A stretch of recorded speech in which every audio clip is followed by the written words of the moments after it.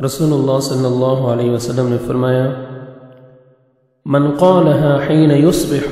وحين يمسي حسبي الله لا إله إلا هو عليه توكلت وهو رب العرش العظيم 7 مرات۔ رسول اللہ صلی اللہ علیہ وسلم نے فرمایا کہ جو صبح شام 7 مرتبہ یہ کلمات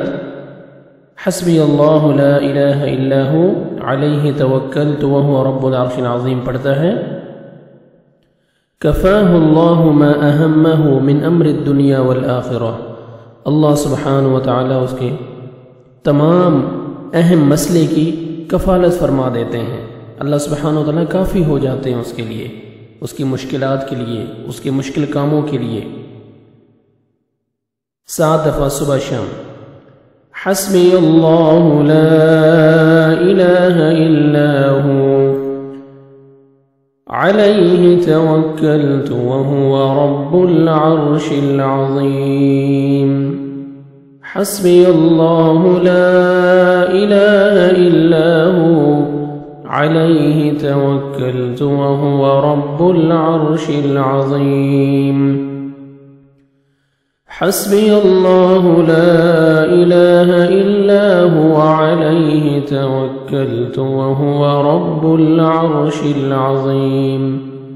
حسبی اللہ لا الہ الا ہو علیہ توکلت وہو رب العرش العظیم، حسبی اللہ لا الہ الا ہو علیہ توکلت وہو رب العرش العظیم، حسبی اللہ لا الہ الا ہو علیہ توکلت وہو رب العرش العظیم، حسبی اللہ لا